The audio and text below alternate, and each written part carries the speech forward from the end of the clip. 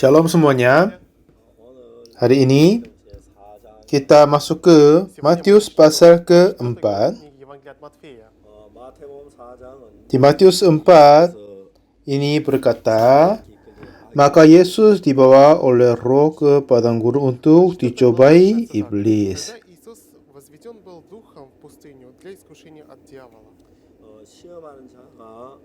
Ayat 3, lalu datanglah si pencoba itu dan berkata kepadanya, jika engkau anak Allah, perintahkanlah supaya batu-batu ini menjadi roti.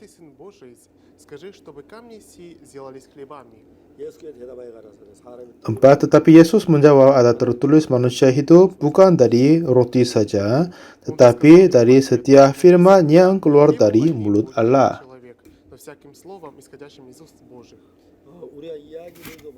Kalau kita membaca cerita ini adalah cerita iblis mencobai Yesus dan Tuhan Yesus kalahkan pencobaan dari iblis.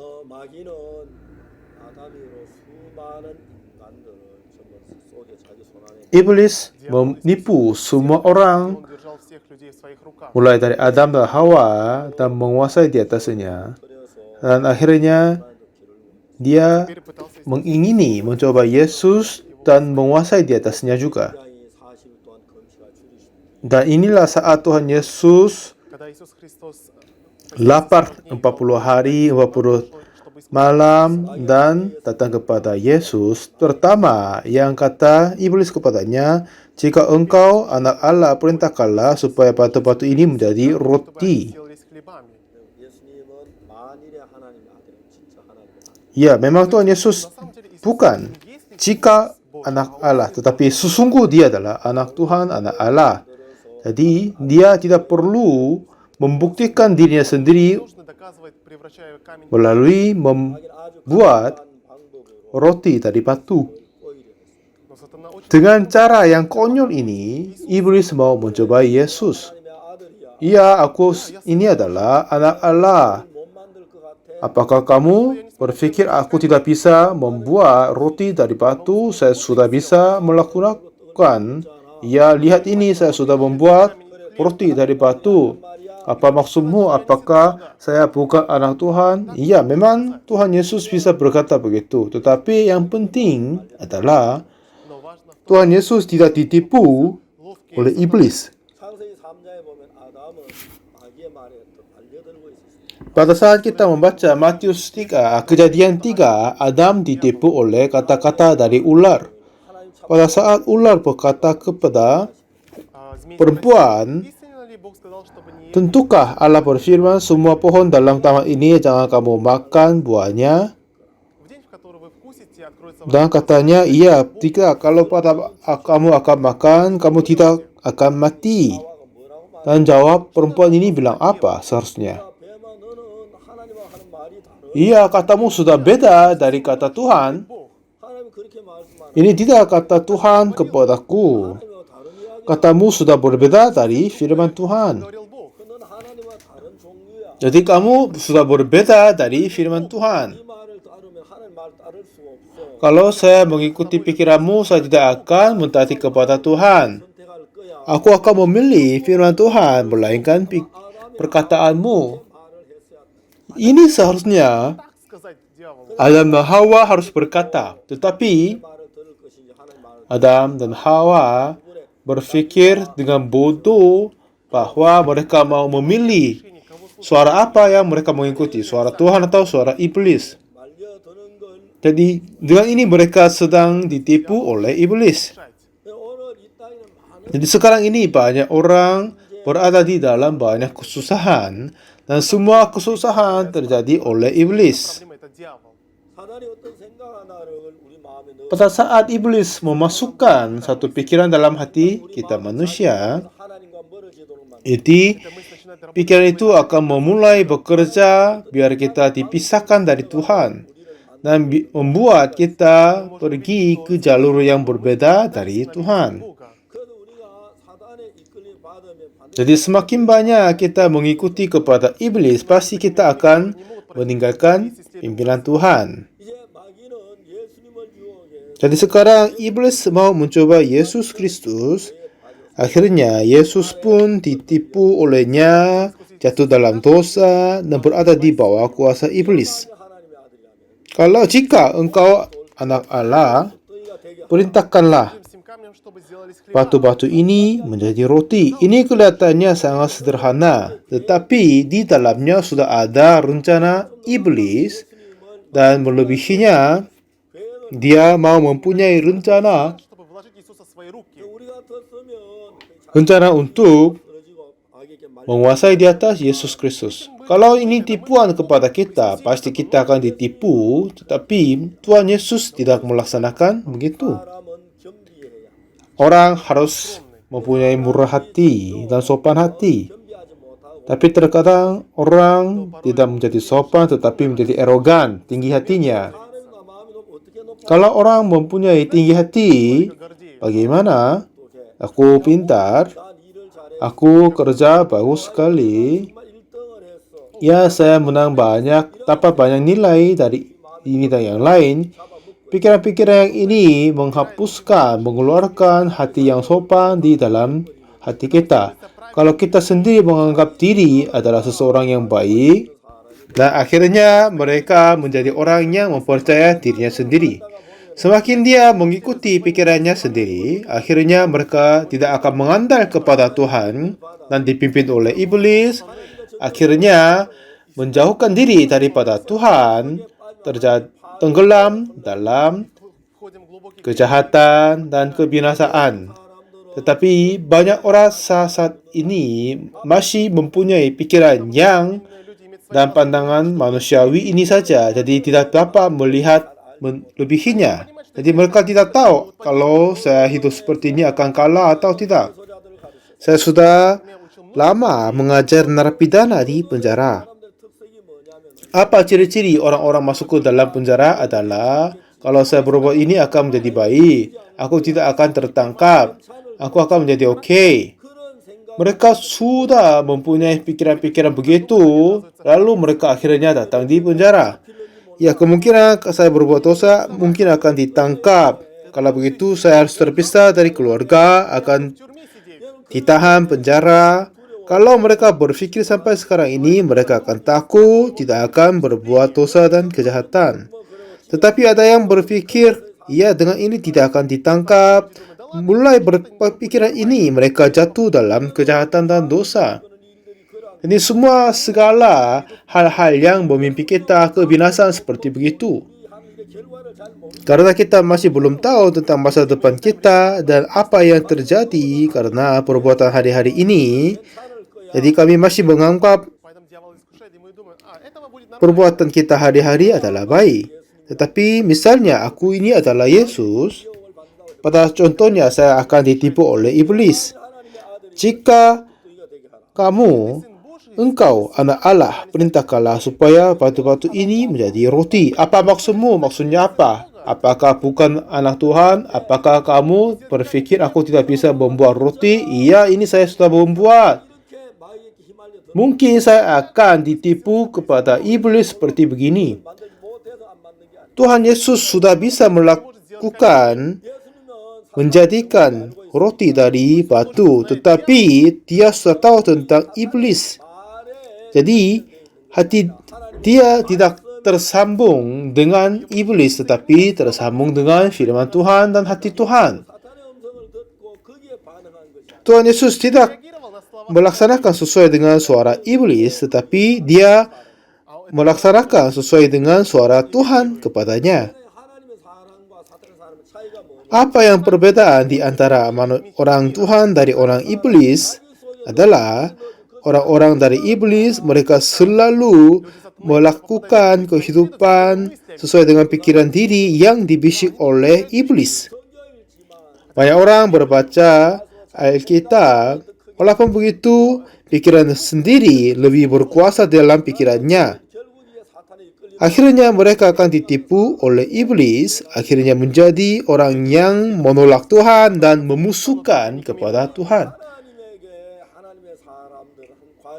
Jadi orang-orang Tuhan harus berlalu satu tahapan adalah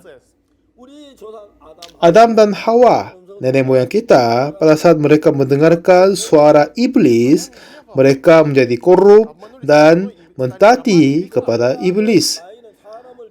Dan anaknya Kain adalah pembunuh orang, menjadi orang yang jahat begitu.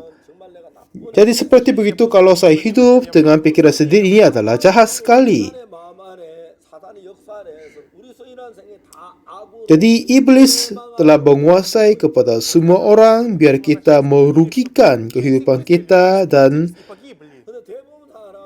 menerima kebinasaan. Tetapi banyak orang masih kurang tahu kehidupan dan dirinya sendiri. Kalau mereka memeriksakan pikiran dirinya sendiri dan pengalaman yang lama, ya dengan ini saya akan kalah. Dulu saya berpikir dengan berbuat ini dan yang lain akan berhasil, tetapi akhir-akhirnya sudah kalah. Kalau kita memeriksa kembali satu, dua, dan yang lain, akhirnya kita dapat menemukan hal yang kami mengikuti pikiran-pikiran yang ada di dalam hatiku kelihatannya bagus, tapi ini akan mengantarkan aku dalam kebinasaan dan kejahatan.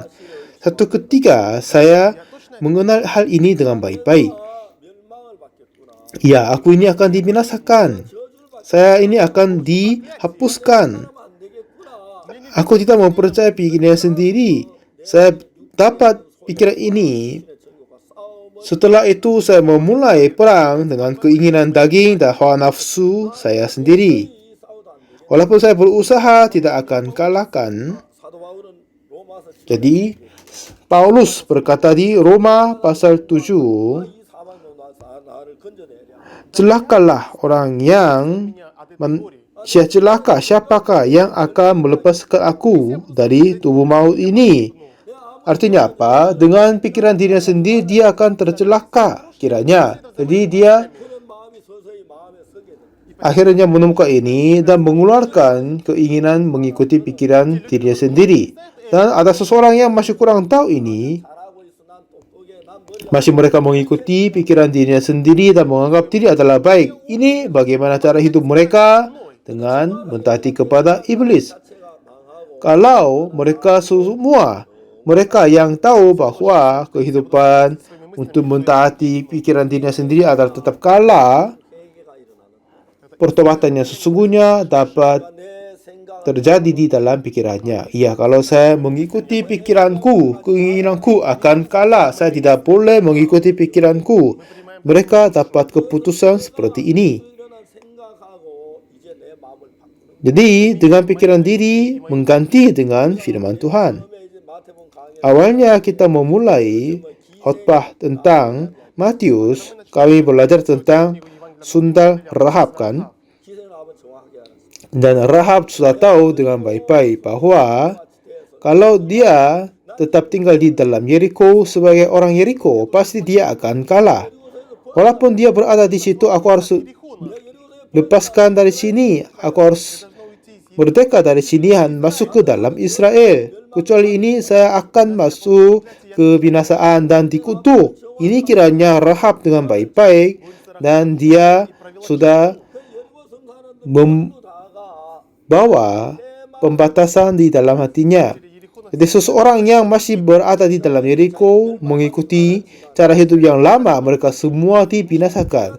Walaupun mereka sudah tahu bahwa Israel adalah kuat karena Tuhan menyertai dengan mereka, tetapi hampir semuanya meninggalkan biarkan aja. Akhirnya mereka terkalah.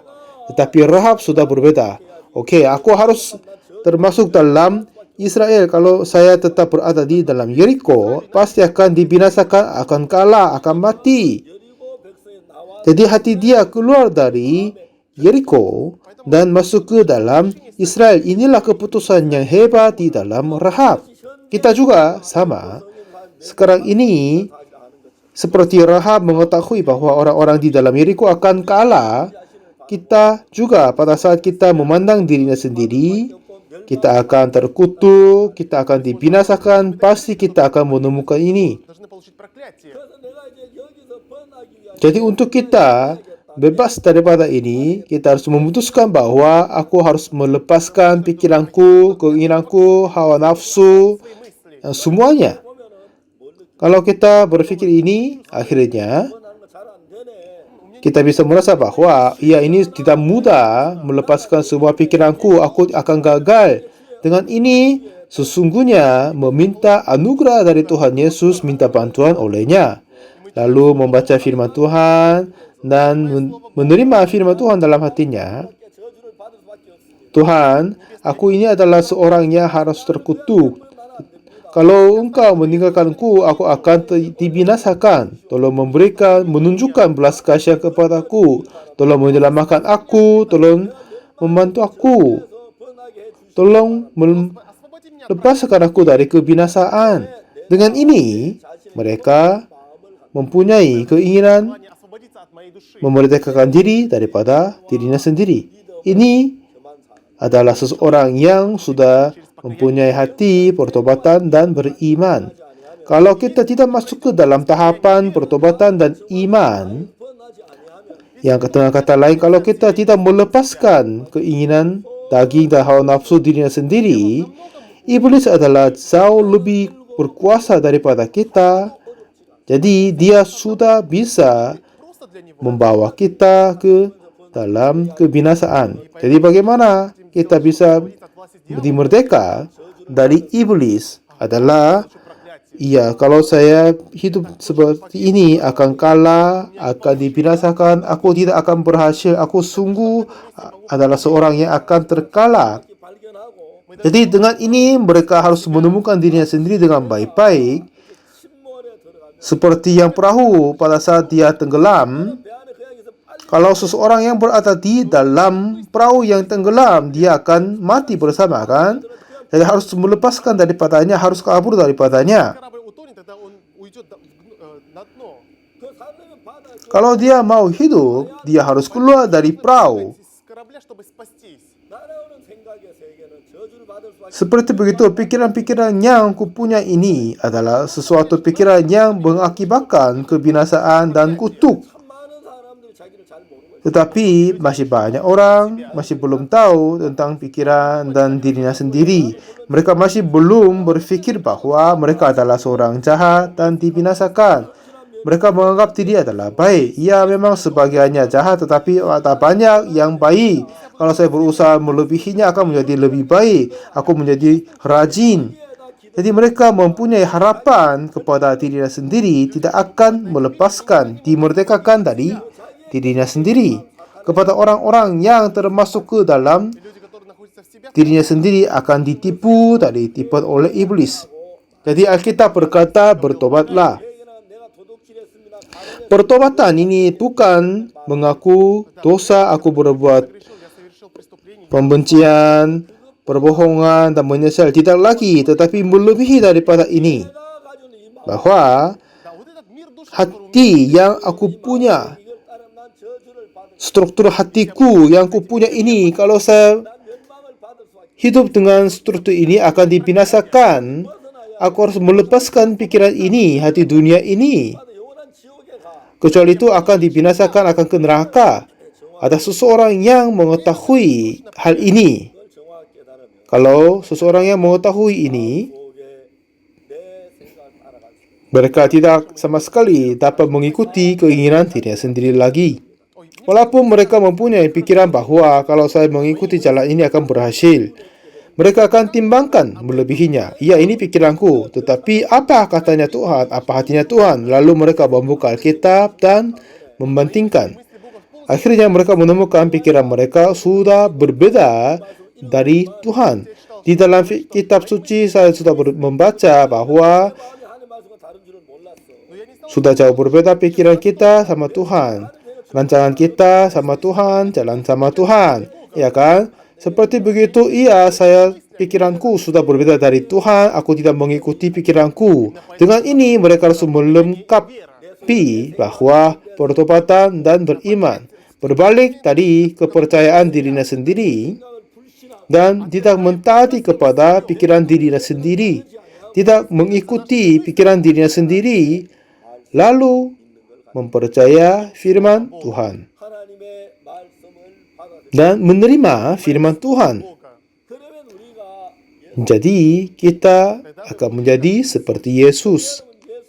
Tetapi kata Tuhan Yesus apa? Orang tidak akan hidup oleh roti saja, tetapi dari setiap firman yang keluar dari mulut Allah. Firman ini adalah apa? Yesus tidak berada di dalam tipuan iblis, tapi dia sudah ada di dalam firman Tuhan. Kita harus seperti Yesus Kristus.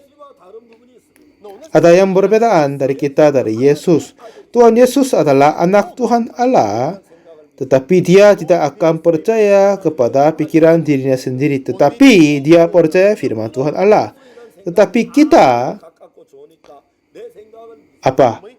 Pikiran kita adalah baik dan oke, jadi kita mempercaya dirinya sendiri. Banyak orang masih hidup dengan dirinya sendiri. Mereka hidup dalam apa saja yang mereka mengingini. Jadi, ini akan menjadikan banyak permasalahan di dalam kehidupan kita. Kalau saya dan kita mengikuti pikiran kita, akhirnya akan pasti mengikuti iblis. Jadi, Tuhan Yesus menolak iblis dan mendengarkan suara iblis, dan apakah aku harus membuang roti dari batu atau tidak. Tuhan Yesus tidak sama sekali bergerak karena tipuan dari iblis. Tapi apa yang berada di dalam hati Yesus, yaitu firman Tuhan. Dengan ini Tuhan Yesus berkata, manusia hidup bukan dari roti saja, tetapi dari setiap firman yang keluar dari mulut Allah. Ini kata firman Tuhan kan? Ini yang tertulis kata Tuhan. Aku hanya percaya kepada firman Tuhan saja. Aku tidak akan menjawab pertanyaanmu. Aku tidak memberi jawab kepadamu. Aku akan mengobrol sama Tuhan saja. Aku akan percaya kepada Tuhan Yesus, Tuhan Allah. Jadi hatinya dalam Yesus kita dapat menemukan ini dengan baik-baik. Kita bukan orang yang hikmat seperti Yesus, bukan orang yang baik seperti Yesus, tetapi kita adalah seseorang yang arogan dan mengikuti pikiran dirinya sendiri. Ada banyak orang seperti begitu. Jadi akhir-akhirnya Tuhan Yesus berkata kepada kita adalah bertobatlah dan percayalah kepada Injil. Jadi tidak boleh percaya pikiran diri dan firman Tuhan, tetapi menyangkal pikiran sendiri lalu menerima firman Tuhan Allah. Ini maksudnya Tuhan Yesus. Dan dengan ini boleh berkata pertobatan dan iman. Oh ya, memang pikiran-pikiran kita kelihatannya baik, sempat berhasil, tetapi ini asal dari mana? Apakah ini hati Tuhan atau pikiran aku sendiri? Ini mungkin ya bukan dari firman Tuhan. Ya, kalau saya membaca kitab tidak akan ditulis di situ. Alkitab tidak berkata begitu. Jadi pikiran yang berbeda dari Alkitab masuk ke dalam pikiranku. Jadi ini asal dari mana? Ini asal dari iblis. Kalau saya mentaati ini akan kalah. Aku tidak akan mentaati ini. Kalau saya mengikuti ini akan kalah, akan dibinasakan. Kepada seseorang yang sesungguhnya mengetahui hal ini, mereka tidak akan mengikuti kepada suara dari iblis. Ada yang pelayan misi dan hamba-hamba Tuhan. Di dalamnya ada dibagikan dua. Satu, seseorang yang sungguh mengaku dirinya sendiri dan bertobat daripadanya. Mereka tidak sama sekali mempercaya dari pikiran sendiri. Dan mereka sudah bersiap menyangkal pikirannya dan mentaati kepada firman Tuhan. Tetapi ada yang lain, mereka masih percaya pikiran sendiri, mereka tidak berpikir mendalam dan mengikuti apa saja yang dianggap baik, walaupun ini suara dari mana saja. Orang seperti ini akan menjadi hamba dari iblis. Mereka tidak akan mentaati kepada Tuhan Allah. Ya, memang mereka sungguh suka percaya Tuhan dan ajaran-ajarannya, tetapi kata Tuhan Yesus berkata kepada kita, pertama adalah bertobatlah dan percaya kepada Injil. Tetapi banyak orang masih belum ada garis yang besar ini di dalam hatinya, tetapi berusaha menjadi hamba Tuhan yang baik. Dan pada saat mereka kelihatannya berhasil sedikit, mereka akan ditipu oleh iblis, dipimpin olehnya banyak kali kalah dalam pelayanan misi. Ada banyak sekali. Jadi tidak hanya kita mempercayai dengan sederhana dan main-main, tetapi kita harus meneliti hati-hati kita dan membandingkan pikiran kita dengan firman Tuhan. Dan kita harus memilih apa yang baik. Hati kita penuh dengan pikiran yang jahat, ditipu oleh iblis. Kalau orang yang masih belum bisa timbangkan, kurang tahu. Tetapi kalau mereka sesungguh mencari dan meneliti, mereka dapat menemukan hati mereka penuh dengan kejahatan, keinginan, suara iblis. Ya, jadi orang-orang yang sudah bertobat berkata apa? Aku tidak akan mengikuti pikiran aku sendiri. Pada saat saya mengikuti pikiranku, ini jalan untuk kebinasaan. Aku akan kalah dikutuk. Jadi ini tidak boleh di depan Tuhan. Jadi dengan ini, mereka akan mendapat ide yang baik. Pada saat itu, Roh Kudus dari Tuhan akan memimpin kehidupan kita. Jadi Adam dan Hawa, pada saat mereka berada di dalam pilihan suara Tuhan atau suara iblis, tetapi mereka menganggap apa? Suara iblis lebih baik daripada suara Tuhan. Kita juga sama. Kami sering menganggap suara iblis lebih baik dari suara Tuhan. Kalau begitu, kita akan kalah dan dibinasakan. Sesi berikutnya saya akan menjelaskan melebihinya. Terima kasih banyak. Sampai bertemu.